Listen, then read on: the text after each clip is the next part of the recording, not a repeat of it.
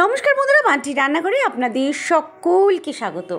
আজকের একটা খুবই হেলদি রেসিপি বলবো না, এটাকে বলবো হেলদি একটা মেডিসিন নিয়ে এসেছি, যেটা খেতেও খুব সুস্বাদু আর তার থেকেও যেটা শরীরের জন্য প্রচণ্ড উপকার। যেহেতু শীতকাল পড়ে গেছে, এই সময় ব্যথা লাগবে, ক্যালসিয়ামের অভাবে হাড়ের ব্যথাটাও কিন্তু বেশ বাড়বে। প্রত্যেকেরই আছে হাঁটুর ব্যথা, হাড়ের কোমরের ব্যথা, আর প্রচণ্ড ঠান্ডা লাগা থেকে বাঁচতে হলে অবশ্যই এই রেসিপিটা ট্রাই করুন। কুমড়োর বীজ নিয়ে নিয়েছি, সূর্যমুখী বীজ নিয়ে নিয়েছি তিসি বা আলসির বীজ এটাকে বলা হয়। এখানে নিয়ে নিয়েছি তিল, সাদা তিল, এখানে নিয়েছি আমন্ড বাদাম, তার সঙ্গে আছে এলাচ আর মৌরি, তার সঙ্গে আছে কিন্তু চিয়া সিড, আর এটা তো খেজুর। আমরা প্রত্যেকেই জানি এর প্রতিটা ইনগ্রিডিয়েন্টস কতটা উপকারী শরীরের জন্য, জেনেও কিন্তু আমরা খাই না, কারণ এর টেস্টি ভার্সন হয় না। তো সেই কারণেই আজকে আমি টেস্টি একটা ভার্সন প্লাস প্রতিটা ছোট থেকে বড় প্রত্যেকে একটা করে খেলেই সকাল থেকে প্রতিটা দিনে পুষ্টি বা ক্যালসিয়ামের ঘাটতি পূরণ হবে, আর শরীরকেও রাখবে গরম এই শীতকালে। বয়স্করাও খেতে পারেন, আর যারা সুগার পেশেন্ট তারাও খেতে পারেন। অবশ্যই এটা ঘরে করে রাখবেন প্রত্যেকের জন্য। এটা কিন্তু বাজারে বিক্রি হয় না, ঘরেই করতে হয়, আর খুবই স্বাদ, আর নিজে হাতে করলে কিন্তু যে কোনো ভেজাল থেকেও বাঁচবেন। তার জন্য কিন্তু ভেজে নিলাম। প্রথমেই দেখলেন আমন্ড বাদামটাকে একটু কালো কালো ভাব এসছে, মানে শুকনো খোলায় ভেজে নিয়েছি। তারপরে প্রতিটা ইনগ্রিডিয়েন্টসের মধ্যে, যেহেতু ওটা ভাজতে একটু সময় লাগে বড় তো, সেই জন্য ভেজে নেওয়ার পরে দিয়ে দিয়েছি কুমড়োর বীজ, তার সঙ্গে দিয়ে দিয়েছি সূর্যমুখী বীজ, তার সঙ্গে তিসি দেওয়ার পরেও সেটাকে কিন্তু আমরা ভাজবো, আর এটাকেও নেড়ে চেড়ে নেব, কারণ এটা ভাজতে কম সময় লাগে, তাই জন্য একটু আলাদা আলাদাই ভাজলাম।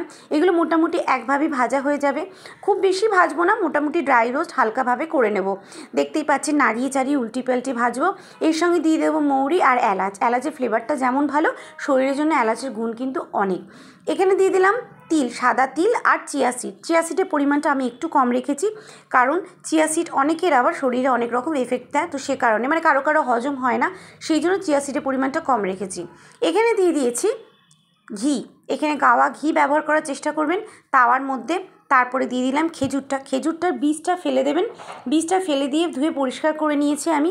তারপরে কিন্তু খেজুরটাকে ঘিয়ের মধ্যে একটুখানি টেলে নেব, একটু টেলবো যাতে এর সেলফ লাইফটা বাড়ে। যখন আমরা এটা স্টোর করবো, এটা তো একবারে খাওয়ার নয়, তখন এটা সেলফ লাইফ বাড়বে, আর তার সঙ্গে এটা আটা আটা ভাবটা কিন্তু খুব সুন্দর একটা চিট ভাব আসবে, যাতে করে আমার পরবর্তী কাজে সুবিধা হবে।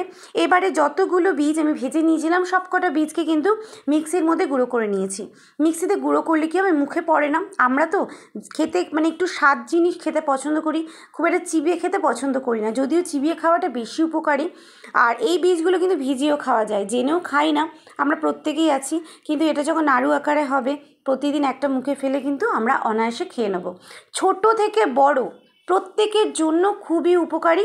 আর ব্যাস, আমি কিন্তু গ্যাসের ফ্লেমটাও অফ করে দিয়েছি, আর ওই খেজুরের চিটার মধ্যে কিন্তু দিয়ে দিয়েছি সব কটা যে বেটে রাখা বীজগুলোকে, সূর্যমুখী বীজ বা আমন্ড বাদাম সব গুঁড়ো করে দিয়েছি কিন্তু 1 চিমটি নুনটা দিয়েছি এ কারণে যাতে একটু স্বাদ হয়, সেই কারণে স্বাদটাকে মাথায় রেখেই করতে হবে।